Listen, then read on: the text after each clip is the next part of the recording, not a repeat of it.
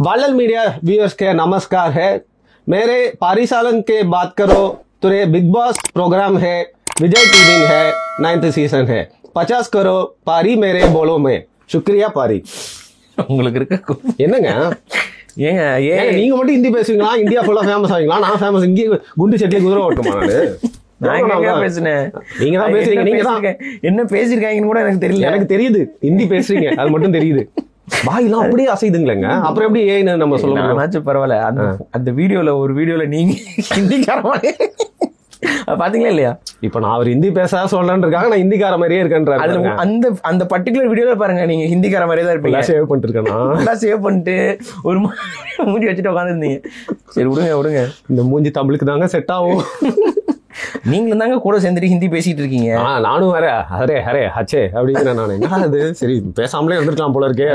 யார் அதை பண்றான்னு தெரியல. நல்லா பண்றப்பா, நீ நல்லா பண்றீங்க. பட் ஆனா ஒரே ஒரு விஷயம், ஒரே ஒரு வீடியோ அதுல மிஸ்லீட் ஆயிருந்துச்சு. சமஸ்கிருதத்துக்கு எதிராக நம்ம பேசுற ஒரு வீடியோல என்னுடைய தாய்மொழியில நான் வழிபாடு அப்படின்னு நான் சொல்றேன். அது வந்து ஹிந்தியில பேசும் பொழுது ஹிந்தியில வழிபாடு அப்படிங்கிற மாதிரி அது மீனிங் வருது. இது டிஸ்க்ளைமர் தான், அதுல போற எல்லாமே மீனிங் மாறி வருது.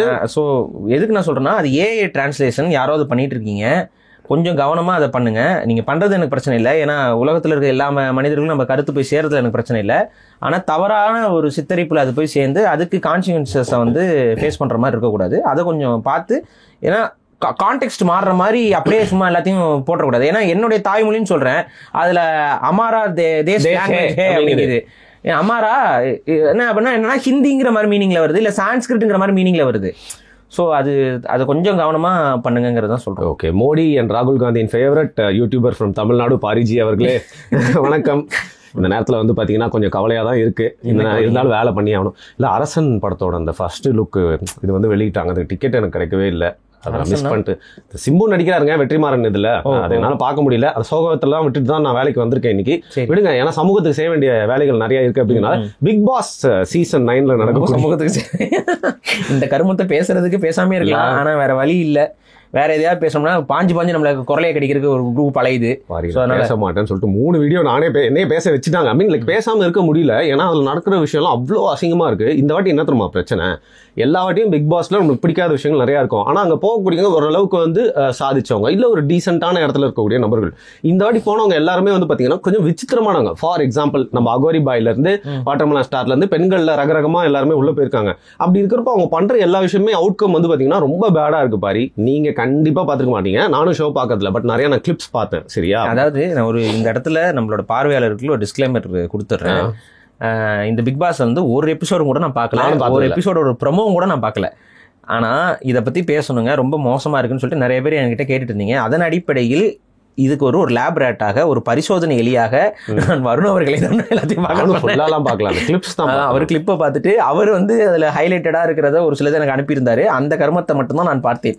அந்த கருமத்தை பார்த்தே எனக்கு உமட்டி கொண்டு வருகிறது. முழு கருமத்தை எல்லாம் நீங்கள் எவ்வாறு பார்க்கிறீர்கள் என்று எனக்கு புரியவில்லை. சரி, அதை அந்த டிஸ்க்ளைமர் நான் வச்சுட்டேன். அதனால பாரிசாலன், நீங்க அவங்களுடைய கருத்தை நீங்க வேற ஒரு பார்வையில் அப்படிலாம் சொல்லாதீங்க. நான் பார்க்காத கருமத்தை பத்தி தான் நாங்க இங்க இப்ப பேச போறோம், அது சொல்லிடுறோம். ஓகே. ஸோ அந்த கிளிப்ஸ்லாம் நான் பார்த்தேன். சரியா? ஃபார் எக்ஸாம்பிள், ஒரு விஷயம் நீங்கள் சொன்ன மாதிரி வந்து ஒரு வயது அதிகமாக உள்ள ஆண் வந்து வயசு சின்ன பொண்ணுங்கிட்ட போயிட்டு தொடர்ந்து ஃப்ளர்ட் பண்ணுறது, அவங்க பக்கத்தில் உட்காடுறது, தொட நினைக்கிறது, அதை வந்து பார்த்தீங்கன்னா ஒரு காமெடியாக மாத்திரத்துலேருந்து ஆரம்பிச்சு எந்த அளவுக்கு வந்து விட்டுருக்கு அப்படின்னு பார்த்தீங்கன்னா full and full double meaning dialogue மாதிரி. அது அசிங்கம், அதை டபுள் மீனிங் கொடுத்து நீங்கள் டேரெக்டாக பேசிடலாம் அப்படிங்கிற மாதிரி இருக்குது. இன்னொன்று வந்து ஒரு பொண்ணு வந்து ஒரு பையனை பாத்ரூம்குள்ளே கூட்டு போகிறாங்க, 2 பேருக்கு ஒரே பாத்ரூமா சொல்கிறாங்க. அங்கே போய் வெளில பார்த்துட்டு வந்துட்டு வியூலாம் நல்லா இருக்கா அப்படின்னு கேட்குறாங்க. நான் அசிங்கமாக பேச நினைக்காதீங்க, என்ன நடந்ததோ எல்லாம் சொல்கிறேன். அது அசிங்கமாக இருக்குது. இந்த மாதிரி போயிட்டே நான் ஒரு சில கிளிப்பிங்ஸ் பார்த்தேன். ஒரு பொண்ணு இருக்கு, அந்த பொண்ணுக்கு வந்து ஏதோ மயக்கம் ஆயிடுச்சு போல. உடனே வந்து சிபிஆர் முதலுதவி சிகிச்சை பண்ணிட்டு இருந்தோம். எது இந்த யூடியூப்ல வந்து நெட்டு முடிச்சு விடுவாங்களே அந்த மாதிரியா? அது மாதிரிதான் இருக்கு. அது எனக்கு அந்த மாதிரி காட்சிகளை இந்த பிக் பாஸ்ல பதிவு பண்ணி இப்போ காட்டுறீங்க. இதனால யாருக்கு என்ன பயன் எனக்கு புரியல. அதுவும் வந்து அவங்க 2 பேரும் பண்ணிட்டு இருக்கும்போது பக்கத்துல 2 பேர் வந்து உதவிகரமா எட்டி பார்த்துக்கிட்டு இருக்காங்க. அங்க என்னடா நடக்குது? நமக்கு அப்படின்னு சிங்காரவேலன் படத்துல இருந்து இது என்ன நடக்குது? 3 ஆம்பளைங்க உட்காந்துருக்காங்க, ஒரு பொண்ணும் ஒரு பையனும் வந்துட்டு நடுவுல வந்து உட்காந்துக்கிட்டு கசமுசா பண்ணிட்டு இருக்காங்க. அதை 2 பேர் வேற வேடிக்கை பார்த்துட்டு இருக்காங்க. இதை 3வது துப்புச்சிக்கு பிக் பாஸ் வீடியோ எடுத்துக்கிட்டு இருக்கான் எச்சப்பயிலுங்க. இப்ப இந்த முறை யாரு மாடரேட் பண்றது? யார்? நம்ம விஜய் சேதுபதி. ஏன் அந்த ஆளை காட்டவே இல்லை? அவர் காட்டினாலும் பெருசா எதுவும் பேச மாட்டேங்கிறாரு. அதனால அவர் காட்டுறது விடுங்க, காட்டுங்க. சாட்டர்டே சண்டே மட்டும் வராரு. இதை பார்த்துட்டு அவர் என்ன சொல்றாரு? பிரதர், அவருக்கு சொல்றதுக்குலாம் எதுவுமே இல்ல. அவரே வேற வழி இல்ல, கான்ட்ராக்ட் சைன் மட்டும் பண்ணிட்டு இருக்காரு. இதுல என்னன்னா, உங்களுக்கு தெரியும், நம்மளுக்கு பிடிக்குதோ பிடிக்கலையோ, கமல் அவர்களுக்கு ஒரு ஆரா இருக்கு. அவர் வந்து ஏதாவது பேசுவாரு, நம்மளுக்கு வேணா கூட 2 வேணான்னு பேசுற அளவுக்கு அவர்கிட்ட வந்து ஸ்டஃப் இருக்கு. அவர் ஒரு பெரிய ஹீரோன்ற ஒரு இமேஜ் இருந்தது. அவர் கொஞ்சம் கண்ட்ரோல் பண்ணுவார் அப்படின்னு இருக்கலாம். இவர் வந்து இவருக்கு சொல்றதுக்கு பெருசா எதுவுமே இல்ல. இவர் கலாய்க்கணும்னு சொல்லிட்டு பேசுவாருங்க. விஜய் சேதுபதியில நினைச்சா மணிக்கணக்கா பேசுவாரு. விஜய் சேதுபதி ஆக்டிங் எனக்கு ரொம்ப பிடிக்கும். விஜய் சேதுபதி இன்டர்வியூல எனக்கு பிடிக்கும். அதாவது தயவு செஞ்சு விஜய் சேதுபதி அவர்களிடம் பதிவு செய்யுங்கள், யாராவது அவருக்கு வேண்டப்பட்டவர் இருந்தீங்கன்னா.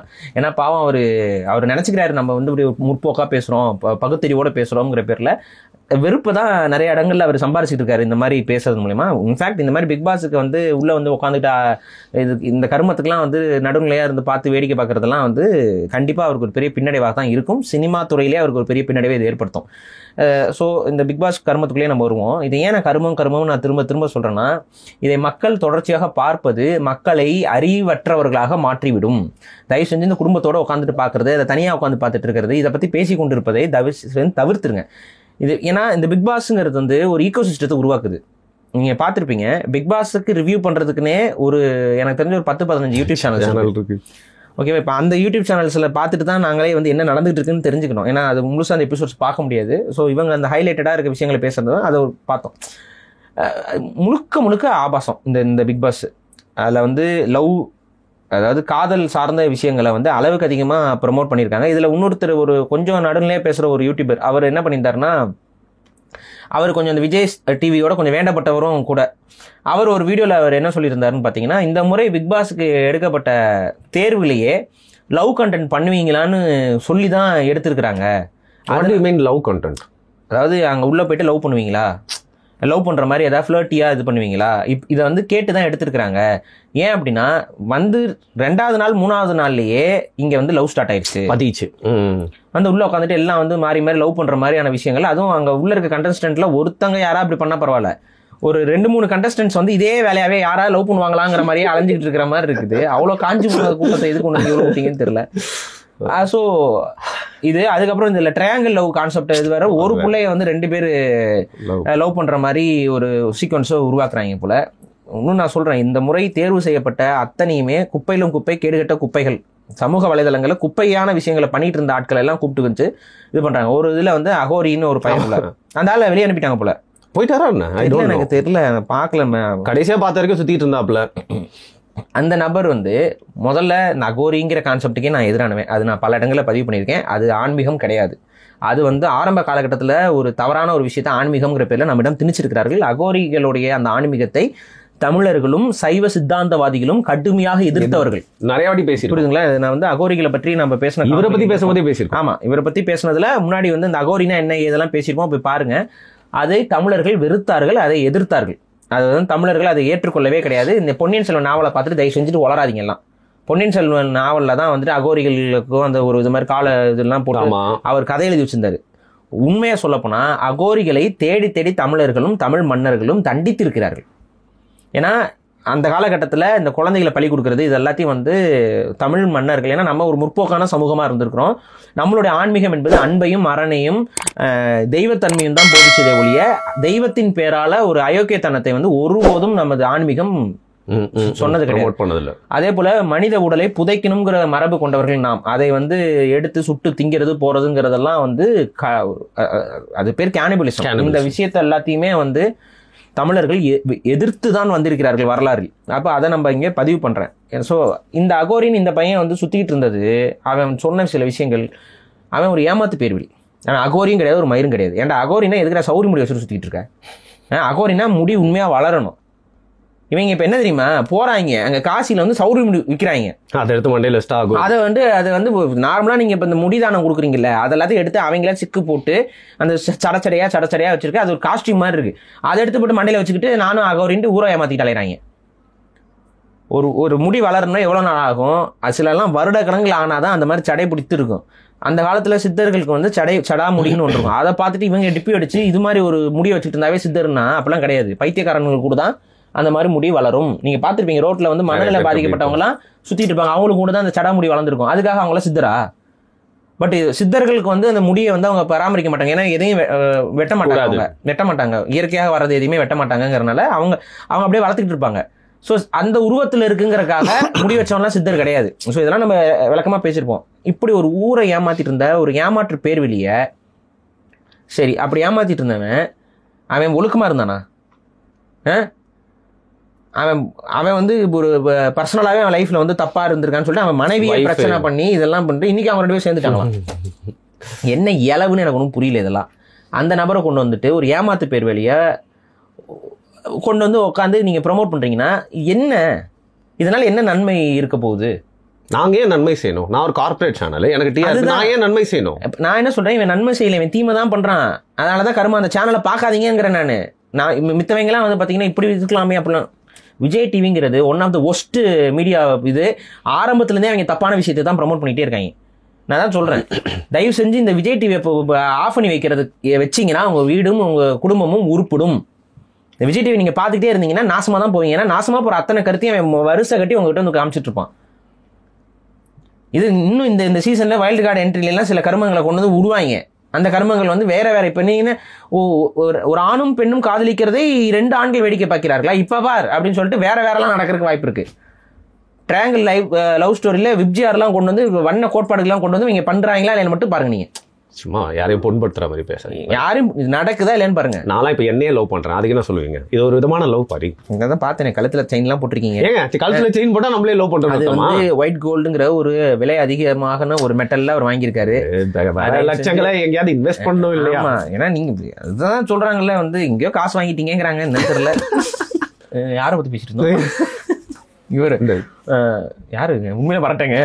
விஜய் டிவி பத்தி பேசணுமா? ஆமா, அதை துப்பணும். அடுத்து அதுக்கப்புறம் வந்து உள்ள வருவாங்க இது, அதாவது இந்த வானவில் கோட்பாடு கூட்டமும் நாளைக்கு உள்ள வந்து அந்த வேலையை பண்ணும். இது இந்த சேனல் மூலமா நடக்கும். ஏன்னா இவங்களோட அஜெண்டா அதுதான், அதை நோக்கி தான் இவங்க நகர்த்த போறாங்க. இதை பார்க்கும் பொழுது உங்களுடைய குடும்பம் விளங்காம போகும். அவங்களோட தப்பான உளவியல், அவங்க மாதிரியான தப்பான நபர்களுடைய ஏன் அந்த காலத்துல வந்து ஒருத்தர் தவறானவர் அப்படின்னு நினைச்சா அவரோட பழகக்கூடாது, அவர்கிட்ட இருந்து ஒதுங்கணும்னு சொன்னாங்க. ஏன்னா அவர்கிட்ட இருக்கக்கூடிய சில தவறான கருத்துக்களும் தவறான சிந்தனையும் உங்களுக்கு இன்ஃப்ளூயன்ஸ் ஆக்கப்படலாம். அது உங்களோட வாழ்க்கைக்கு ஒரு பெரிய பாதிப்பை ஏற்படுத்தலாம். இப்படிதான் இவங்க சமூகத்துல யாரெல்லாம் வெறுக்கப்பட வேண்டியவர்களோ அவர்கள் எல்லாத்தையும் ஒன்னா கூட்டு வந்து நீங்க பார்த்து ரசிங்க. அப்படின்னா இதுல வந்து ஒரு விஜய் பார்வதின்னு ஒரு அம்மையாரா, சரி ஏதோ ஒரு பெண்மணி, அவங்க எப்படி ஃபேமஸ் ஆனாங்க? அவங்க விஜய் தான். அவங்க நார்மலாக ஒரு விஜய் பண்ணிட்டு இருந்தாங்க, அவங்க ஃபேமஸ் ஆகிருக்க மாட்டாங்க. அவங்க எப்படி விஜய் பண்ணி ஃபேமஸ் ஆனாங்கிறது ஒரு கேள்வி. கோல போட்டிலாம் போயிட்டு கலந்துட்டு அது குறித்து கேள்வி எல்லாம் கேட்பாங்க. ஆரம்பத்தில் அப்படி பண்ணிட்டு இருந்தாங்க. சும்மா வாய்க்கு வந்து ஏதோ சொன்ன. அதுக்கு அடுத்து வந்து அவங்க என்ன பண்ண ஆரம்பிச்சாங்கன்னா, ஊருக்குள்ள போய் இறங்கிட்டு காண்டம்ஸ் போடலாமா போடக்கூடாதா, இதெல்லாம் அவங்க பண்ணது. எய்ட்ஸ் பத்தி நீங்க என்ன நினைக்கிறீங்க? எய்ட்ஸ் பத்தி நீங்க என்ன நினைக்கிறீங்க? உங்க ஊர்ல கொரோனா எப்படி இருக்குன்னு கேக்குறா. நாம வந்து விழிப்புணர்வு பண்றோம். செக்ஸ் இஸ் ஃபார் பிளஷரா, இதுவா பெருசா இருக்கணுமா சிறுசா இருக்கணுமா? சத்தியமா இந்த அம்மா பண்ணிருக்குது இல்ல, நான் பாத்திருக்கேன். இதெல்லாம் வந்து ஒரு மக்கள்கிட்ட ரொம்ப முக்கியமா. இப்ப அதுக்கு அடுத்து வந்து இப்ப வேற மாதிரி கொஞ்சம் சரி இப்படிலாம் கேட்டோம்னா நம்மள வந்து வேற மாதிரி பேச பாக்குறாங்க. நம்ம இப்ப புரட்சிவாதியா பேசுவோம். பெரிய தந்தை பெரியார் என்ன சொன்னாரு தெரியுங்களா? பெண்களை பற்றி பெரியார் என்ன சொல்லியிருக்காரு? தெரியுமா? கேட்டதான் சொல்லியிருப்பாரு. முதல்ல அது உனக்கு தெரியுமா? ஏன்னா பகுத்தறிவு முகம். ஏன்னா எல்லா மக்களும் திட்ட ஆரம்பிச்சிட்டாங்க. இனி ஒரு இடத்துல போய் உட்காந்துட்டோம்னா நம்ம கொஞ்சம் சேஃப்டி செக்யூரிட்டி இருக்கும், அடைக்கலாம் போலான்னு சொல்லிட்டு உடனே தூக்கியாச்சு பெரியார் ஸ்டிக்கர் தூக்கிட்டு வச்சுட்டு உடனே அவங்களும் உடனே வந்து பாருங்க பகுத்தறிவு தந்தை அது இதுன்னு சொன்னோன்னே அவ்வளவுதான், இவங்களும் ஃபயர் விடுறது. வாங்க இந்த அம்மா இப்போ போயிருக்கிறாங்க தாய்லாந்துக்கு. அப்புறம் எல்லாரையும் கூட்டு போயிட்டு சுத்திலாம் காட்டுவாங்க. அது எனக்கு தெரியல. ஆமா இப்போ நிறைய பேர் வந்துட்டு இந்த மாதிரி டூரிஸ்ட்டுக்கு போகிறோம் அது போகிறோன்ட்டு அதில் ஏதாவது ஒரு ஸ்கேமில் போய் மாட்டி அதுக்கப்புறம் சீரழிஞ்சு நாசமாக போய் அதுக்கப்புறம் தான் புரிஞ்சுவாங்க போல. டூர் போகணும்னு முடிவு பண்ணிட்டீங்கன்னா வேறு ஏதாவது டூரிஸ்ட் ஏஜென்சி மூலமாக போங்க. இந்த மாதிரி இன்ஃப்ளூயன்சர் மூலியமாலாம் டூர் போயிட்டு கடைசியில் எனக்கு இதை பண்ணி கொடுக்கல அதை பண்ணி கொடுக்கலன்னு வந்து சண்டை போட்டு நிற்காதீங்க. அது புரிஞ்சுக்கோங்க. ஸோ இப்போ இது என்ன அப்படின்னு பார்த்தீங்கன்னா, இந்த பெண்மணி உள்ளே வந்திருக்கிறாங்க. இங்க உள்ள என்னென்ன கூத்து பண்றாங்கன்னு எனக்கு முழுமையா தெரியாது. அழுகுறாங்க அழுதுனே. அது ஒரு மீம் மட்டும் பார்த்தேன். இவங்க அழுதுட்டு இருக்காங்க. அந்த மனுஷன் பிஸ்கெட் சாப்பிட்டு எந்த வித சொரணையும் இல்லாம அப்படியே பார்த்துட்டு சாப்பிட்டு இருக்காப்புல. அது ஒரு இந்த நேரத்துல ஒன்று சொல்லணும் பாரி, நம்ம அவர் விசித்திரமானவரா நினைக்கிறோம்ல. சத்தியமா சொல்றேன், அந்த கிளிப்ஸ் எல்லாம் பார்த்ததுக்கு அப்புறம் இவரு தான் அங்க இருக்கல கொஞ்சம் தெளிவா நினைக்கிறேன்.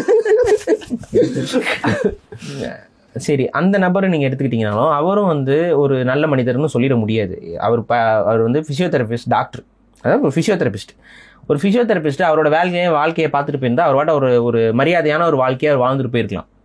புரியுதுங்களா? ஏன்னா இன்றைக்கி நிறைய பேருக்கு வலி கொடுக்குறாங்க, நிறைய பேர் இதாக அடிபடுது, கை கால் இதாகுது.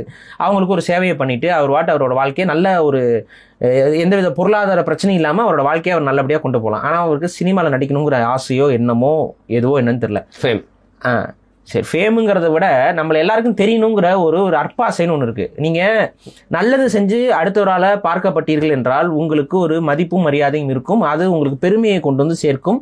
சில நேரங்களில் உங்களை தவறாக புரிந்து கொண்டாலும் கால ஓட்டத்தில் மக்களுக்கு யார் நல்லவர்கள் யார் கெட்டவர்கள்ங்கிறது பிரித்து பார்க்க தெரியும். ஆனால் இவங்கெல்லாம் என்ன பண்ணுறாங்கன்னா நெகட்டிவ் பப்ளிசிட்டி இருந்தால் போதும். அப்போ அதுக்கு என்னென்னலாம் பண்ணலாம்? யாராவது ஒரு பெரிய நடிகரை போட்டு அவனுக்கு நடிக்க தெரியாது, சிவாஜி கணேசன் நான் நடிக்கிறேன், அவருக்கே நான் தான் சொல்லிக் கொடுத்தேன், இவருக்கே நான் தான் சொல்லிக் கொடுத்தேன்னா ஒரு வெறுப்பை உருவாக்கி அப்புறம் அடுத்தவங்களை இழிவுபடுத்தி அடுத்து இவர் என்னென்னா அந்த வாட்டர்மெலன் ஒரு விஷயத்தை பண்ணுறாரு. ஆமாம், அது யார் பண்ணா? சூர்யாங்கிற நடிகர் பண்ணி அது ஃபேமஸான ஒரு விஷயம். அதை இவர் பண்ணி இவர் ஆக்சுவலாக பண்ணுறது காமெடியாக இருக்குங்கிறனால அதை ட்ரெண்ட் பண்ணி கலாய்க்கிறாங்க. உடனே சூர்யாவை இவர் கலாய்க்கிறார். சூர்யாவுக்கு அது பண்ண தெரில, அதை பார்த்தா நீங்கள் பண்ணீங்க. அதெல்லாம் வேணும்ட்டே தான் பண்ணுறாங்க பாரு. இது வேணும்னே அது நல்லாவே தெரியும். ஆனால் வேணும்னே இப்படி அடித்தோம்னா சூர்யா ரசிகர்லாம் நம்மள கடிப்பாங்க, அதன் மூலிமா ஒரு ஃபேம் கிடைக்கும் நமக்கு. தப்பு. அது ஒரு நியாயத்துக்காக நீங்கள் அடிச்சிங்கன்னா பரவாயில்ல. இப்போ இதே சூர்யா திமுகவுக்கு சொம்பாக மாறி இருக்கிறார், நாங்களும் தான் அடிக்கிறோம், அவங்க ரசிகர்களுக்கே அது தெரியும், யாரும் கடிக்க மாட்டாங்க. ஆமாம், அவர் சொல்கிறது கரெக்டு தான் அப்படின்ட்டு போயிடுவாங்க. அது மாதிரி விமர்சனங்கள் நீங்கள் வைக்கலாம் தாராளமாக. ஆனால் சூர்யா பண்ண ஒரு விஷயத்தை நீங்கள் பண்ணிவிட்டு சூர்யாவே என்ன பார்த்தா பண்ணாருங்கிற மாதிரிலாம் பேசுறது போகிறது இதெல்லாம் இல்லை அவரோட நான் தான் நல்லா பண்ணுவேங்கிறதுலாம் அது கொஞ்சம் ஓவர், டூ மச்.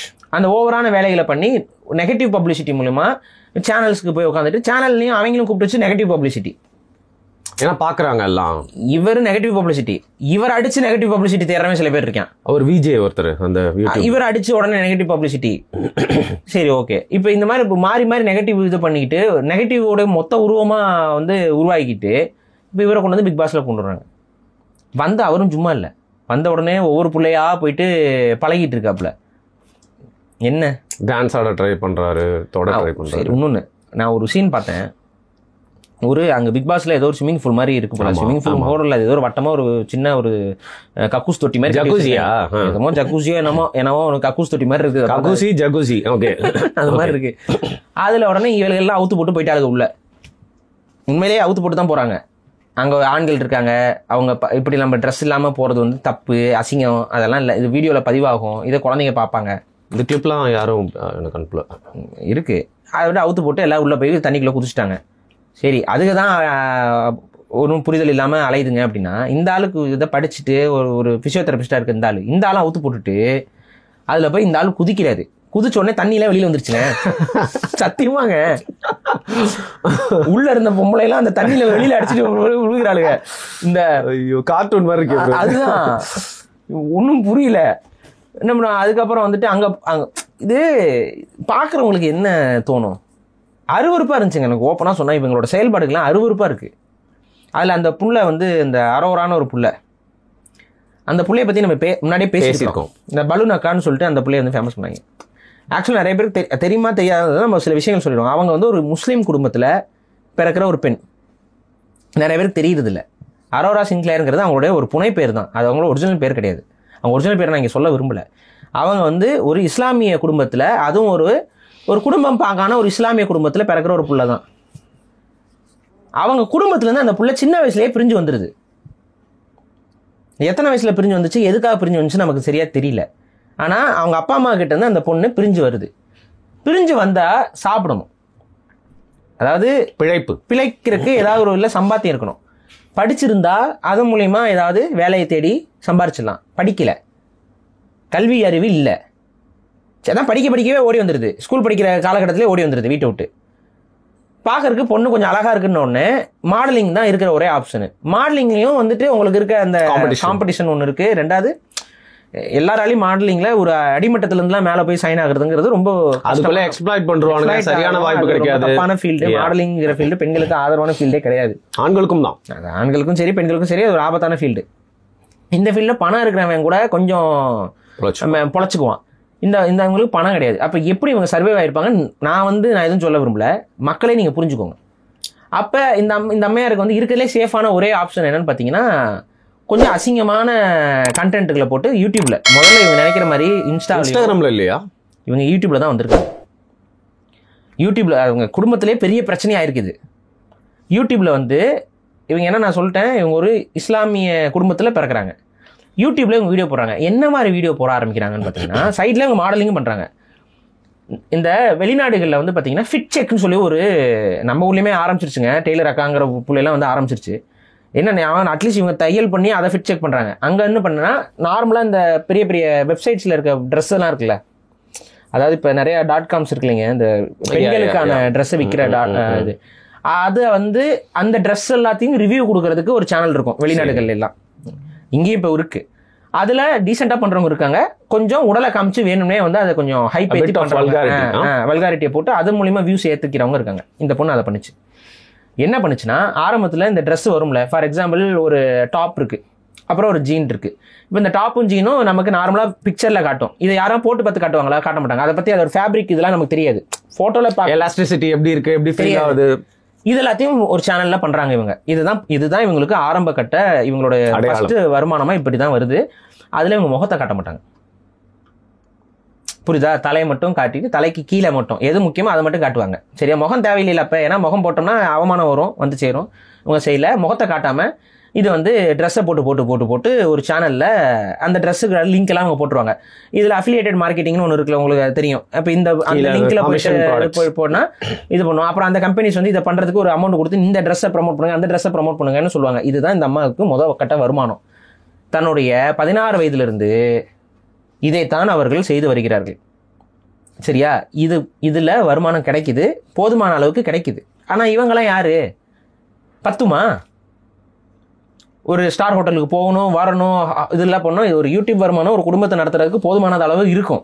இவங்களோட வியூஸ் எல்லாம் வந்து லட்சக்கணக்கில் தான் போயிருக்கு. அப்பவே பெண்களோட உடம்பை பார்க்கறதுக்கு பல பேர் காஞ்சி கிடக்குறானுங்க போல, இவனுங்கெல்லாம் போய் அந்த வியூஸை பார்க்குறானுங்க. ஆட்டோமேட்டிக்கா லட்சக்கணக்கில் இவங்களுக்கு வருமானம் வருது. நான் திரும்பவும் சொல்றேன், வெறும் உடை மட்டும் இவங்க போட்டு காட்டல, அது உள்ளாடை அடக்கம். இதுல வந்து எல்லா ஆபாசமான சில விஷயங்களையும், எல்லா ஆபாசமான ஆடைகளையும் இவங்க போட்டு காமிச்சிட்டு, இது இப்படி தெரியுது, இப்படி இருக்குது, இது கிளீவேஜ் நல்லா காட்டுது, இப்படிலாம் இவங்க வந்து விளம்பரப்படுத்தி அந்த ப்ராடக்ட்ஸ் வித்துட்டு இருந்திருக்காங்க.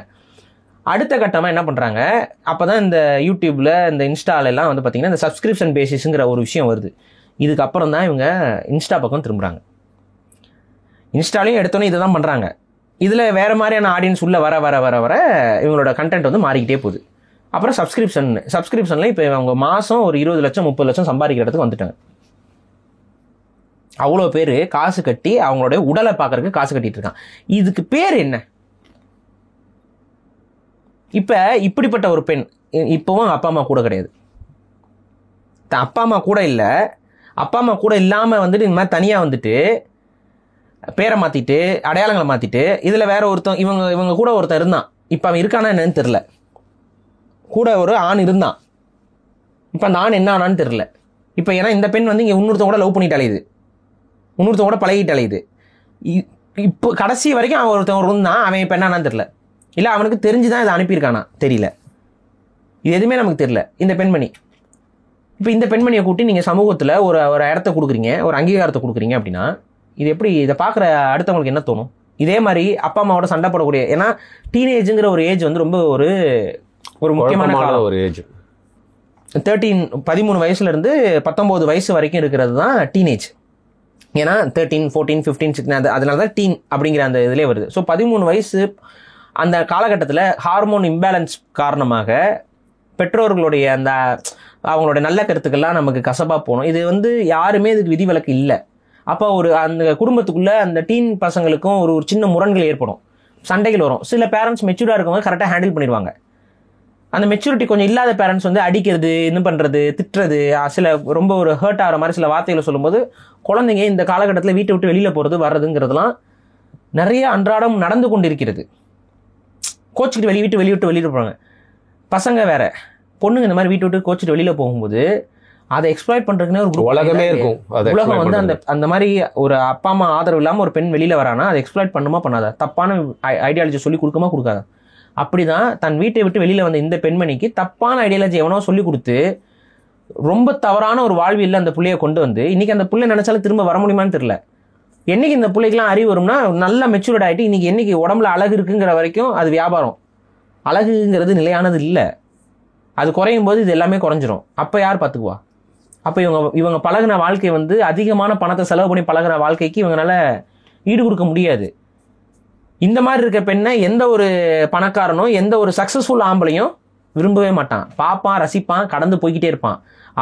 அவங்களுடைய பார்வையில் உங்கள் மீது ஒரு வெறுப்புணர்வும் ஒரு அருவருப்பும் இருக்கும். கேவலமா பார்ப்பாங்க. கேவலமாக தான் பார்ப்பான். சப்கான்ஷியஸ். இதுதான் உண்மை. ஒரு பெரிய பிஸ்னஸ்மேன் இருக்கான், அவன் உங்களை பார்ப்பான், இன்னைக்கு உங்கள் கூட அவுட்டிங் போகிறதுக்கு காசு உங்ககிட்ட கொடுத்து கூட கூப்பிட்டு போவான். ஆனால் அவனோட பார்வையில் நீங்கள் என்னவா தெரிவிங்க அப்படிங்கிறத நான் வெளிப்படையாக சொல்ல விரும்பல.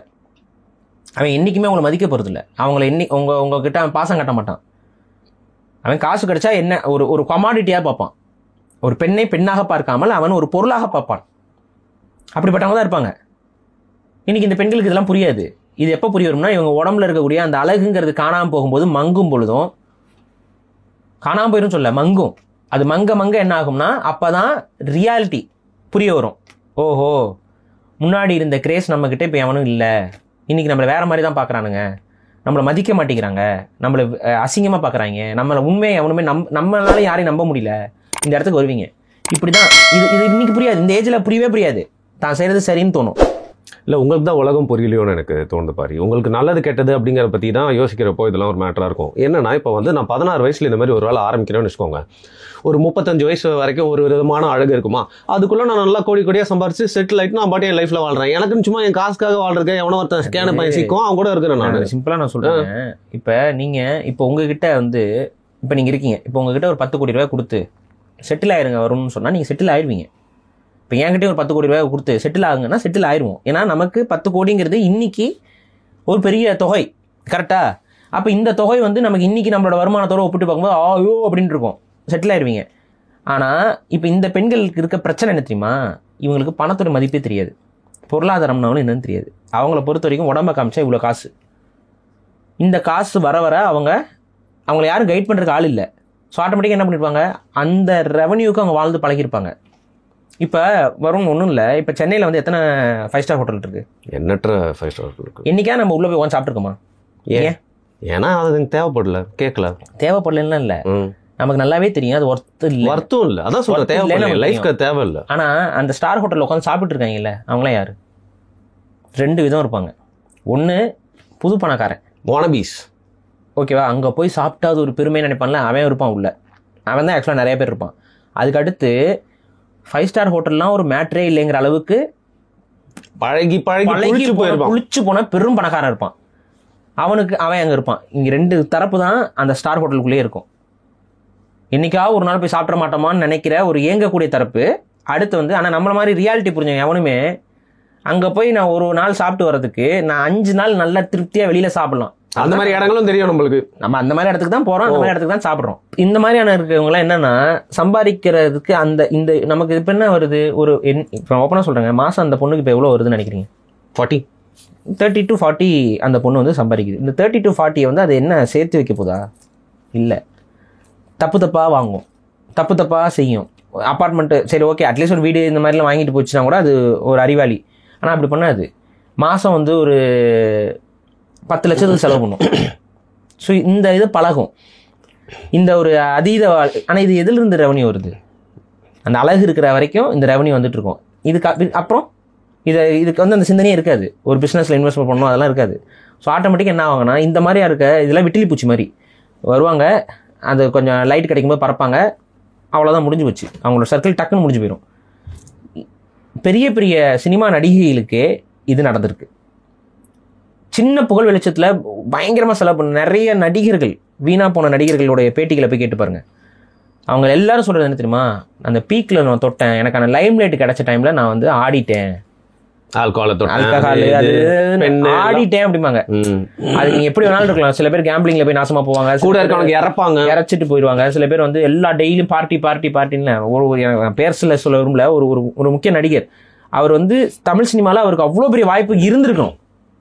இன்னைக்கு வந்து சும்மா ஒண்ணுக்கு இல்லாத படங்கள்ல சின்ன சின்ன கேரக்டர்ல நடிச்சிட்டு இருக்காரு. ஏங்க அப்படின்னு கேட்டா, எனக்கு அந்த எக்ஸ்போசர் கிடைச்சப்ப நான் வந்து அதை ஒழுங்கா பயன்படுத்திக்கல, நான் அப்போ ரொம்ப திமிரா ஜாலியா சுத்திட்டு வந்துட்டேன். இந்த பிள்ளைகளும் அப்படிதான். அப்போ இன்னைக்கு இவங்க வந்து இதெல்லாம் புரிஞ்சுக்க மாட்டாங்க. நாளைக்கு அது ஒரு அடிபட்டு வருத்தப்பட்ட ஒரு இன்னொரு புகழ்பெற்ற நடிகை அவங்களும் ஆபாசத்தை தான் பண்ணிட்டு இருந்தாங்க, இஸ்லாமிய சமூகத்தை சார்ந்தவங்க. இன்னைக்கு வந்து அழுதுட்டு இருக்கிறாங்க, நான் இன்னைக்கு திருந்திட்டேன், அல்லாஹ் எனக்கு வழி காமிச்சிட்டாரு, என்னோட பழைய புகைப்படங்கள்லாம் எனக்கு தயவு செஞ்சு காட்டாதீங்க. யாரு? இவங்களோட பழைய புகைப்படங்கள் எல்லாம் தயவு செஞ்சு எனக்கு காட்டாதீங்கண்ணா. நம்ம எப்படிங்க கண்ட்ரோல் பண்ண முடியும்? உங்களுடைய உங்க பேரை நாங்கள் தேடினாங்க கூட இன்னைக்கு நான் ஏன்னா அவங்க திருந்திட்டாங்க, நம்ம போய் நீங்க குறைச்சி சொல்லக்கூடாது. ஏன்னா இன்னைக்கு இருந்தாலும் ஒரு நாள் மனம் திருந்த தான் போகிறாங்க எல்லா மனிதர்களும். நம்ம எல்லாருக்குமே அப்படிதான். அதான் திருந்திட்டாங்க, அதனால அவங்கள குறை சொல்லலை. ஆனால் ஒரு விஷயம் புரிஞ்சுக்கணும், அங்கே நீங்கள் மட்டும் தப்பு செய்யலை, உங்களை பரப்புனவனும் தப்பு செஞ்சுருக்கான். ரெண்டாவது, இது தப்புன்னு உங்ககிட்ட எடுத்து சொல்லாதவனும் தவறு தான் செஞ்சுருக்கான். ப்ரொமோட் பண்ணவும், உங்களை ப்ரொமோட் பண்ணவன், நீங்கள் செய்கிற தப்புன்னு சொல்லாமல் விட்டவன், அதை பதிவு பண்ணி வச்சுருக்கோம்ல எல்லாருமே. இன்றைக்கி வந்து உட்காந்துட்டு என்னோடய பழைய ஃபோட்டோஸ்லாம் எனக்கு அனுப்பாதீங்க அப்படின்னு சொல்லி நீங்கள் திருந்திருக்கலாம். ஆனால் அந்த பழைய ஃபோட்டோஸ் நீங்கள் செய்த பாவங்கள் அவ்வாறே இருக்கிறது. நீங்கள் செய்த பாவங்கள் மூலமாக இன்றளவும் ஒவ்வொரு நாளும் அந்த தப்பான ஃபோட்டோக்களை பார்த்துட்டு எல்லாரும் ஏதோ ஒரு விதத்தில் அந்த பாவத்திற்கு இணைந்து கொண்டே தான் இருக்கிறார்கள். ஸோ இதை புரிஞ்சுக்கோங்க, நீங்கள் மட்டும் கெட்டு போல, சமூகத்தை கெடுத்திருக்கிறீர்கள். அவங்க பிரபல ஆபாச நடிகை இன்னைக்கு வந்து அழுதுட்டு இருக்காங்க. நல்லா இருக்கட்டும், நல்லா போட்டும், கடவுள் திருந்திட்டீங்க. திருந்தும் போது இவ்வளோ வலி வேதனையுமா இருக்கு, அதுதான் இந்த பிள்ளைக்கும். திருந்தும் போது அது வலியும் வேதனையுமா இருக்கும். அதில் ரெண்டாவது, இது ரொம்ப மோசமாக இந்த பொண்ணு போயிட்டு இருக்கிறதுக்கு காரணம் என்னன்னா, வெளியில் இருக்கிற வரைக்கும் ஒருத்தன், உள்ளே வந்தோடனே இந்த இன்னொருத்தன் வேணும் அப்படிங்கிற மென்டாலிட்டி. அது வேற ஒரு பொண்ணா? அது என்னன்னா, ஒருத்தன் என்ன பண்ணுறான், அந்த பொண்ணு கஷ்டப்படுதுங்க, அப்படியே அரவணிக்கிறான். அப்போ வந்து ஏதோ மாதிரி ஒரு காட்சி இருக்கு, முத்தம் கொடுக்குற மாதிரி. ஆனால் பல கேமராவில் இருந்து வந்து சரியான கேமரா ஆங்கிள் வைக்காதனால நம்மளுக்கு என்ன நினச்சோம் குறிப்பாக தெரியல. அப்படி இருக்கப்போ ஒரு டயலாக் மட்டும் கேட்குது. அந்த பொண்ணு சொல்லுது, நான் என் பாய் ஃப்ரெண்ட் கிட்ட சொல்லிட்டு வந்துட்டேன்டா, எனக்கு உள்ளே போனால் எனக்கு ஒன்று ஒரு பாய் ஃப்ரெண்ட் நான் வந்து தேடணும் அப்படிங்கிற மாதிரி சொல்லுது. இதை பார்க்கக்கூடிய பெண்களுக்கு என்ன மாதிரியான உளவியல் வரும்? இதை பார்க்கக்கூடிய ஆண்களுக்கு என்ன மாதிரியான உளவியல் வரும்? அதை நீங்கள் யோசிச்சு பாருங்க. ரெண்டு பேருக்குமேங்க இது என்ன உளவியல்? இது ரொம்ப கேவலமாக இருக்குது. சீட்டிங். வெளியில் ஒருத்தன் இருக்கான், உள்ள இருக்கிறதுனா இது முழுக்க வந்து பாலியல் அரிப்புங்கிறதை தவிர்த்து இதற்கு நாம் என்ன விளக்கம் கொடுக்க முடியும்? இது பாலியல் அரிப்பு இல்லையா? இது ஒரு அரவணைப்பின் எதிர்பார்ப்புன்னு சொல்ல முடியாதா? இது அரிப்பின் வழிதான் அது. அதுதான் அவங்க பண்றாங்க. நான் இன்னொரு வீடியோ பார்க்குறேன், இதே பிக் பாஸ்ல தான் இருக்கு போல. எனக்கு பார்க்காதனால எனக்கு சில விஷயங்கள் தெரியல. ரெண்டு பேரும் உட்காந்துட்டு இருக்கான், ஒரு பொண்ணு உட்காந்துட்டு இருக்கு நடுவில், ஒருத்தன் கையை இப்படி போட்டிருக்கான், இன்னொரு பிள்ளையும் கையை இப்படி போட்டு பிணைஞ்சிட்டு இருக்காங்க கையை. அதை வேற ஜூம் பண்ணி காட்டுறாங்க. அது ஆக்சிடோசின் ரிலீஸ் ஆகுங்க கையை பணஞ்சா. நம்ம கையை பணஞ்சா வராது, பெண்ணோட கை. ஓகே, ஒரு பொண்ணு ஒரு பையனோட கையை போட்டு பிணைஞ்சிட்டு இருக்கு. இது நடக்குது, இதை காட்டுறீங்க. இதை பார்க்கக்கூடிய பிக் பாஸ், ஏன் பிக் பாஸ் மேலே இவ்வளோ வெறுப்பு நம்ம உமிழ்றோம் அப்படின்னா அதுக்கு ஒரே காரணம், இந்த பிக் பாஸ் வந்து அடல்ட் கண்டென்ட் கிடையாது. டிவிக்குள்ள ஈஸியாக எல்லாருமே பார்க்க, எல்லா குழந்தைங்களும் பார்க்குறாங்க, எல்லாரும் குடும்பத்தோடு உட்காந்து பார்க்குறங்க. நான் இன்னொன்று சொல்கிறேன், இதை பார்க்குற பெற்றோர்களெல்லாம் செருப்புக்கிட்ட அடிக்கிறவங்க கூட நான் தயார். வெக்கமா இல்லையா உங்களுக்குலாம்? நீங்களே உங்கள் குடும்பத்தை நாசம் பண்ணுறதுக்கு தான் இதை பார்த்துட்டு இருக்கீங்க. இது பார்க்கக்கூடாதுன்னு எவ்வளோ முறை நம்ம சொல்கிறோம். அதுக்கப்புறமா அது டிஆர்பியில் அதிகமாக போயிட்டு இருக்குன்னா அது காரணம் என்ன? எவனுக்குமே அக்கறை கிடையாது, யாருக்கும் அக்கறை கிடையாது. இதை பார்க்குற அத்தனை பேருக்கு அக்கறை கிடையாது. இப்போ கூட இந்த வீடியோ ஏன் வந்து பார்ப்பீங்க? பிக் பாஸை பற்றி பேச அதுக்கு தான் வந்து பார்ப்பீங்க. சரி, பாரி சொல்கிறாரு அதை பார்க்கக்கூடாது, எத்தனை பேர் முடிவு எடுப்பீங்க? தயவு செஞ்சு எத்தனை பேர் பாரி சொல்கிறாரு பிக் பாஸ் பார்க்கக்கூடாதுன்னு முடிவு எடுக்கிறீங்கன்னு பண்ணுங்க. ஏன்னா ஒவ்வொரு முறையும் இந்த பிக் பாஸுக்கு இவ்வளோ பெரிய வர்த்தகம் வருதுன்னா அதுக்கு காரணம் என்ன? நீங்கள் பார்க்கறக்க நாதி இல்லைன்னா அது யாராவது வந்து அதை எடுத்து போடுவாங்களா? ஆனால் நீங்கள் பார்க்க அது இப்படி தான் போயிட்டுருக்கும். பிக் பாஸ் வரும்போது நான் சொல்லிட்டு இருக்கேன், இது ஆபத்துன்னு. இன்னைக்கு எந்த இடத்துக்கு கொண்டு வந்து நின்றுருக்குன்னு பாருங்க. அப்போ இருந்து நான் அதை தான் சொல்லிட்டு இருக்கேன். எத்தனை பேர் பார்க்காம விட்டுட்டீங்க? நமக்கு இது அதனால ஒரு லெவலுக்கு மேலே இதை பற்றி அறிவுரை கொடுக்குறக்கே எனக்கு வெறுப்பா போர் அடிக்குது இல்ல. ஏன்னா இது தப்பு. இப்போ நான் பார்க்கறது இல்லை, அதனால தான் எனக்கு தெரியல. ஆனால் நீங்களாம் பார்க்குறீங்க, அதை பற்றி பார்த்து பேசுறதுக்கு அது ஒரு 10-15 யூடியூப் சேனல் இருக்குது. அதில் போய் பார்க்கணும், அதுலேயும் வியூஸ் வந்து அள்ளிக்கிட்டு போகுது. இதை பார்க்கறதே ஒரு கலாய்க்கிற மாதிரியான ஒரு விஷயமா மாறுறே. நான் அதெல்லாம் போய் பார்த்துட்டு இருக்கேன் அப்படிங்கிற மாதிரி கேவலம்னு நினைங்க. இதை பார்க்குறவன் இன்டெலெக்சுவலா ஒன்றும் இல்லாத எந்த அளவுக்கு இருக்கும் முட்டாள் நினைங்க. சமூகத்தில் மதிக்கப்படுறவன் எவனுமே இதை பற்றி பார்க்க மாட்டான்னு நினைங்க. அப்படி இடத்துக்கு நீங்கள் அதை கொண்டு போனீங்கன்னா தான் இதுக்கான ஆடியன்ஸ் குறைவாங்க. ஆனால் துரதிருஷ்டவசமாக நம்ம தமிழ் ஆடியன்ஸ் ரொம்ப இம்மெச்சூராக இருக்காங்க. அவங்க இதை தான் பார்க்குறாங்க. எல்லா குடும்பமும் உட்காந்துட்டு அது எந்த நேரத்துக்கு போடுறாங்க? பிரதர் 24 hours போடுறாங்க. அப்புறம் நைட் அது விடுங்க, டைம் அதுக்கு நம்ம சொல்லிக்கிட்டேன். நைட்டு போடுறாங்க, 24 hours பார்க்கலாம். அப்போ வேலை செய்கிற இடத்துல ஒருத்தன் அதையே பார்த்துட்டே வேலை செய்கிறாங்க. அப்படியே என்னன்னே ஒன்றும் புரியல. 24/7 வேற போடுறாங்கிற போது இது வந்து இதோட சின்ன அடிப்படை உளவியல் என்னன்னு பார்த்தீங்கன்னா, எப்பயுமே மனிதர்களுக்கு வந்து சொசைட்டிக்குள்ளே நடக்கிறதோ இல்லை பக்கத்து வீட்டுக்காரன் பண்ணுறதை கேட்கறதுக்கோ சுவாரஸ்யமாக தான் இருக்கும். ஏன்னா அது நம்மளுடைய காலங்காலமாக நம்ம பரிணமிச்சது வந்ததில்ல. ஒரு ஒரு ஒரு பெருங்கூட்டமாக நம்ம மாறும்பொழுது அந்த கூட்டத்துக்குள்ள என்ன நடக்குதுங்கிறத தெரிஞ்சுக்கிறதுங்கிறது ஒரு ஆர்வம். இந்த ஆர்வம் வந்து நம்ம அறியாமையே நமக்குள்ள வந்து ஊடுருவி இருக்கு. இந்த ஆர்வம் ஆக்சுவலாக எதில் இருந்திருக்கணும்னு பார்த்தீங்கன்னா, இன்னைக்கு நம்ம இப்போ சமீபத்தில் வந்து கிட்னியை திருடி வித்துருக்குறாங்க. இதில் உங்களுக்கு ஆர்வம் வந்திருக்கணும். கரூர் மரணத்தில் இன்னைக்கு நிறைய ட்விஸ்ட் அண்ட் டர்ன்ஸாக போய்கிட்டு இருக்கு. ஒரே நைட்ல எல்லா போஸ்ட்மார்ட்டம் பண்ணியிருக்கிறாங்க. ஒவ்வொரு கட்சியோட நிலைப்பாடும் நாளொரு மேனி பொருளொரு வண்ணம்ங்கிற மாதிரி மாறிக்கிட்டே இருக்கு. இதை பற்றி உங்களுக்கு ஒரு அக்கறை இருக்கணும். இப்போ தமிழ்நாட்டிலேருந்து தயாரித்த ஒரு மருந்து, ஒரு காஃப் சிரப்பு, இதே சித்த மருத்துவமாக இருந்துச்சுன்னா நேரம் ஐயோ சித்த மருத்துவத்தை நம்பி நீங்கள்லாம் போய் நாசமாக போய் செத்து போயிட்டீங்கம்பாங்க. ஆனால் இன்றைக்கி ஒரு காஃப் சிரப் டானிக் அலோபதி மருந்து தமிழகத்தில் உற்பத்தியான ஒரு மருந்து, அதை சாப்பிட்டு ஒரு 20 குழந்தைகளுக்கு மேலே இறந்துருக்குறாங்க. இன்றைக்கி அந்த மருந்துக்கு தடை உத்தரவு வந்திருக்கு. இதை வந்து ப்ரிஸ்கிரைப் பண்ணவங்கலாம் படித்த டாக்டர்ஸ், இதை வந்து ப்ரிஸ்கிரைப் பண்ணவங்கலாம் படித்த டாக்டர்ஸ் தான் ப்ரிஸ்கிரைப் பண்ணியிருக்காங்க. அதில் கலக்கக்கூடாத ஒரு பொருள் கலந்து அந்த பொருளை சாப்பிட்றதுனால குழந்தைகளுடைய நுரையீரல் இதில் எல்லாம் பிரச்சனை ஏற்பட்டு அதாவது இதில் லிவரில் ப்ராப்ளம் வந்து டாக்ஸிசிட்டி போலது அது வந்து குழந்தைகளை கொண்டிருக்கு. கிட்டத்தட்ட 20 குழந்தைகளுக்கு மேலே இறந்துருக்குறாங்க இந்த காஃப் சிரப் சாப்பிட்டு. அது அவங்க இங்க கரூர் மாதிரி அங்க ஒரு பெரிய நார்த் இந்தியாவில் ஒரு பெரிய இஷ்யூ ஆயிருக்கு. அது எங்க உற்பத்தி ஆகிற மருந்துன்னு பார்த்தீங்கன்னா தமிழ்நாட்டில் உற்பத்தி ஆகிற மருந்து. அப்ப அது வந்து பார்த்தீங்கன்னா சித்த மருத்துவமோ இதுவெல்லாம் கிடையாது, ஒரு அலோபதி மருந்து. எந்த அளவுக்கு இந்தியாவில் மருத்துவ முறைகேடுகள் நடந்து கொண்டு இருக்குங்கிறது இது வந்து ஒரு எடுத்துக்காட்டு. இதை பற்றியான தகவல் உங்களுக்கு தெரிஞ்சிருக்கணும். எத்தனை பேருக்கு என்ன தெரியுது? லாக்அப் டெத்துகள் தொடர்ச்சியாக நடந்துகிட்டு இருக்கு. உங்க வீட்டில இருந்து யாராவது ஒருத்தன் போலீஸ் விசாரிக்க கூப்பிட்டு போயிட்டு அங்கே போய் செத்து போனா எப்படி இருக்கும்? விசாரிக்கிற இடத்துல சரி போலீஸ் தானே கூப்பிட்டு போறாங்க, நீங்க நம்பி அனுப்புவீங்க பையனையோ பிள்ளையோ யாரையோ, எப்படி இருக்கும்? 2 காவல்துறை அதிகாரிகள் பக்கத்து மாநிலத்தை தான் ஆந்திராவை சார்ந்த 2 பெண்கள் உள்ள வராங்க. பெற்ற தாயுடைய முன்னாலேயே ஒரு சின்ன பிள்ளைய வந்து கற்பழிச்சு காவல்துறை அதிகாரிகள். இத்தனை விஷயங்கள் சமூகத்தில் நடந்துகிட்டு இருக்கு. இதெல்லாம் நீங்க வந்து தெரிஞ்சு வச்சிருக்கீங்களா? எத்தனை பேர் பிக் பாஸ் பாக்குற நீங்க இதெல்லாம் தெரிஞ்சு வச்சிருக்கீங்க? நியூஸ் ஃபீட் ஃபுல்லா இதை எடுத்துக்கிச்சு பிரதர். அதுதாங்க சமூகத்தில் நடக்கிற அந்த ஆர்வம் என்பது இதற்காக பயன்படுத்தப்பட வேண்டும். நம்மளை சுற்றி நடக்கிறது தெரிஞ்சுக்கணுங்கிற எண்ணம் இதற்காக பயன்படுத்தப்பட வேண்டும். அதை விட்டுவிட்டு இந்த பிக் பாஸ்ங்கிற ஒன்றுக்காக அதை குடும்பத்தில் திவாகர் வந்து யாரை கட்டி பிடிச்சாரு, திவாகர் யாரோட சண்டை போட்டாரு, 2 ஆம்பளைக்கு பார்த்துட்டு இருக்காங்களாம், அதை உட்காந்து போட்டுட்டு இருக்காங்க. அவங்க 2 பேரும் அப்படியே பார்வையிலே பார்த்துட்டு இருக்காங்கன்ட்டு எனக்கு ஒன்றும் புரியல. 2 பேரும் முறைச்சிக்கிட்டு இருக்காங்க, அதை உட்காந்து எல்லாரும் இவங்க பார்த்து சிரிச்சுக்கிட்டு இருக்காங்க. அந்த அரோரா இருக்காங்களா, அந்த ஒரு பையனை பாத்ரூம்குள்ளே கூப்பிட்டு போயிட்டு அப்புறம் வெளில வந்து வியூ எப்படி இருக்கு அப்படிலாம் சொல்லி பேசிட்டு இருக்காங்க. பாத்ரூமுக்கு கூட்டிட்டு போயிட்டு பாத்ரூம்ல என்னங்க வியூ இருக்கும்? கருமாந்திரம் வியூ தான் இருக்கும். எனக்கு ஒன்றும் புரியலைங்க. இது என்ன நடக்குது தமிழ்நாட்டில்? இது எப்படி பார்த்துட்டு இந்த மாதிரியான விஷயங்கள்லாம் நடக்கக்கூடாது. இதே போல இன்னொரு சேனலில் வந்துட்டு நம்ம அது முன்னாடியே பேசிட்டோம். அந்த கூமாப்பட்டியும் அந்த இன்னொரு பொண்ணை கூப்பிட்டு இது பண்ணிட்டு இருந்தால் நம்ம பேசி வச்சிருக்கோம். இது என்ன நடக்குது தமிழ்நாட்டில்? இந்த டிவியில் சட்டசபையில் இப்போ கூடியிருக்குல்ல, அதுல வந்து பேசியிருக்காங்க அதை நிறுத்தணும்னு சொல்லி. அப்புறம் சரத்குமாரும் இதை குறித்து ஒரு கருத்து சொல்லியிருக்காரு இந்த நிகழ்ச்சி. வேல்முருகன் அவர் வந்து தமிழர் வாழ்வுரிமை கட்சி வேல்முருகன் அவர் வந்து ஒரு கண்டன இதை வந்து பதிவு பண்ணியிருக்காரு. இது வந்து ரொம்ப ஆபத்தாக இருக்கு. பெண்கள் இருந்து ஆண்கள் இருந்து குடும்பங்களாக இதை உட்காந்து பார்த்துட்டு இருக்காங்க. குழந்தைகளுக்கு தவறான உளவியலை இது பண்ணுவோம். 2வது நீங்க இதில் செலக்ட் பண்ணி போட்டிருக்க அத்தனை பேர் என்ன விளம்பரத்திற்காக எதையும் செய்யக்கூடிய நபர்கள். ஒன்று என்னன்னா விளம்பரத்துக்காக உடம்பு வித்துச்சு, ஒன்று என்னன்னா உடம்பத்துக்காக தன் மானத்தை வித்துச்சு. யாரு? நம்ம திவாகர். மான கெட்டத்தனமாக தானே எல்லாம் திட்டிட்டு இருக்காங்க. விளம்பரத்துக்காக தன்னுடைய மானத்தை அடமான வச்சுட்டு ஒரு ஆள் வரான். இந்த வாழ்க்கையை எதுக்கு வாழ்றோம்? மானத்தோடு வாழணும் தானே வாழ்றோம்.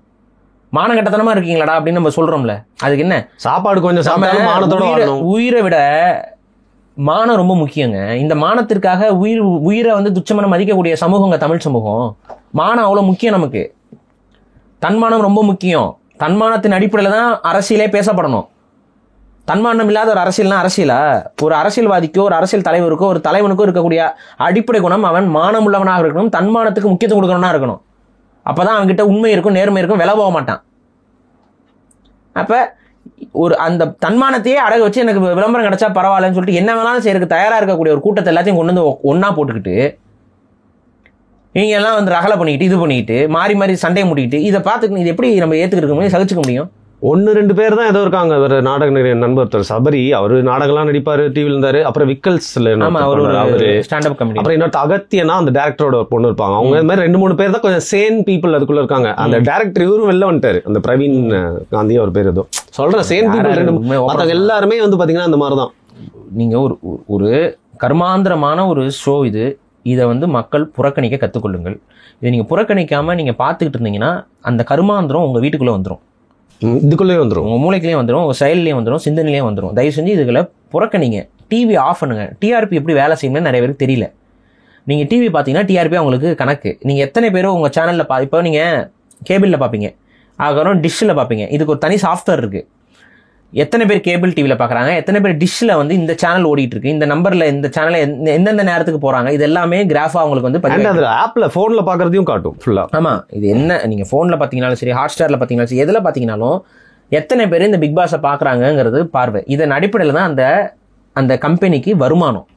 பிக் பாஸை நடத்துறது சாதாரண விஷயம் இல்லை. ஒரு பெரிய ஸ்டுடியோ பிடிக்கிறாங்க, அந்த பெரிய ஸ்டுடியோவில் ஒரு வீடு மாதிரி மாற்றுறாங்க. அதுக்கெல்லாம் பல கோடிகளை செலவு பண்ணி தான் அவங்க அந்த ஸ்பான்சர் வாங்கி தான் பண்ணுறாங்க.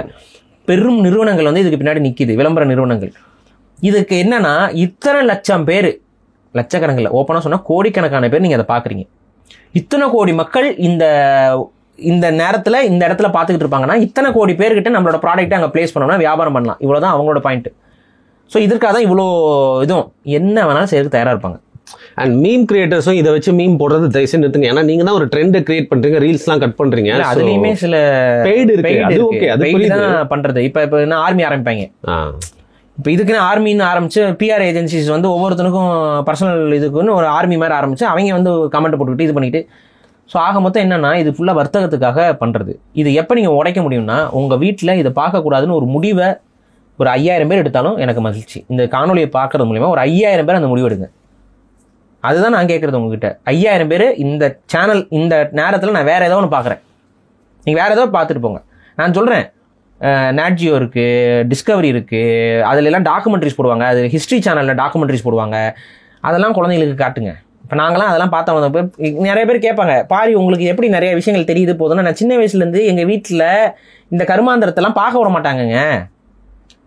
இந்த நாடகம் இதெல்லாம் நான் சின்ன வயசில் டிவி எடுக்கும்போது எங்கள் வீட்டில் எனக்கு அலோவ் பண்ணுற சேனல்ஸ் என்னென்னு நினைக்கிறீங்க? இதெல்லாம் தான் நிறையா சேனல்ஸ் நான் பார்ப்பேன். அதாவது பேசிக்கலாக வந்து இந்த கொஞ்சம் அறிவை வளர்த்துக்கிற மாதிரியோ அது இன்ஃபர்டைன்மெண்ட் சேனல்ஸை தான் கார்ட்டூன் நெட்வொர்க் பார்த்துருக்கேன். ஆனால் அதெல்லாம் ரொம்ப கம்மி நேரம் தான். அது ஒரு குறிப்பிட்ட நேரங்கள் வந்து நான் ஸ்கூல் முடிச்சுட்டு வந்தோடனே வீட்டில் அந்த கொஞ்சம் சாப்பிட்டு ஸ்நாக்ஸ் சாப்பிட்டுட்டு இது பண்ணிட்டு அதுக்கப்புறம் விளையாட கொஞ்சம் போவோம். ஸோ அதுக்கு முன்னாடி ஒரு சில எபிசோட்ஸ் ஒரு எபிசோட் பார்க்கலாம், அவ்வளோதான். போக்கிமான் கரெக்டாக ஒரு 5:30 மணிக்கு நம்ம போடுவாங்க, அதை கொஞ்சம் பார்ப்பேன், அவ்வளோதான். அது எங்கள் அப்பா அம்மா பார்ப்பாங்க. அது வந்து என்ன நான் பார்க்குறேன், என்ன அதில் என்ன இருக்குங்கிறத ஒரு பார்வை பார்த்துக்கிட்டு இருப்பாங்க. ஆனால் இன்றைக்கி நீங்கள் என்ன பண்ணுறீங்க? என்ன குழந்தைங்க பார்க்குதுன்னு உங்களுக்கு தெரியாது. குழந்தைகளை எதை பார்க்க வைக்கணும்னு உங்களுக்கு தெரியல. இயற்கையை பற்றி புரிதல் கிடையாது குழந்தைங்களுக்கு, எதுவுமே தெரியல. இன்டலெக்சுவலாக நீங்கள் வந்து ஒரு ஊனமுற்ற சமூகத்தை நாம் உருவாக்கி கொண்டிருக்கிறோம். இதுதான் ஓப்பனாக சொல்கிறேன். சிந்தனை ஊனம் கொண்ட ஒரு சமூகமாக நாம் உருவாகி வருகிறோம். அடுத்த ஜென்ரேஷன் ரொம்ப மோசமாக இருக்குது.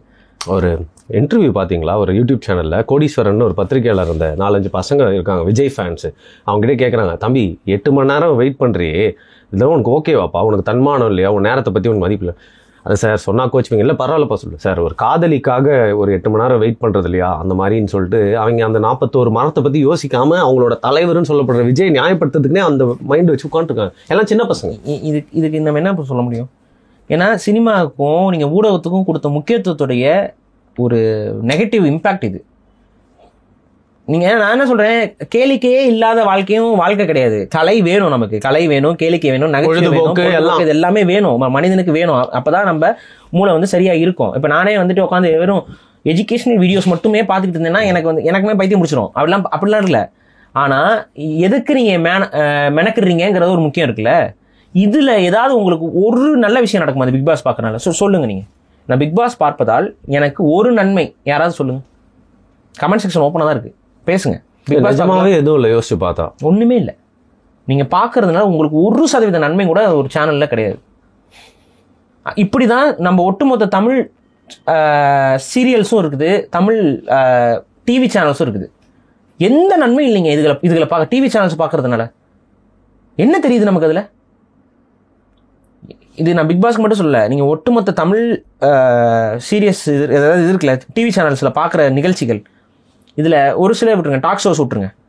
டாக் ஷோஸ் மட்டும், ஏன்னா அது 2 விதமான ஆஸ்பெக்ட்ஸில் மக்கள் பேசுறது போகிறது, இதை வச்சு அதுலேயும் இன்ஃப்ளூயன்ஷியல் இதுதான் பண்ணுறாங்க. அதுலேயும் நிறைய நெகட்டிவ் இருக்குது. பட் ஆனால் அட்லீஸ்ட் அதில் ஏதோ ஒன்று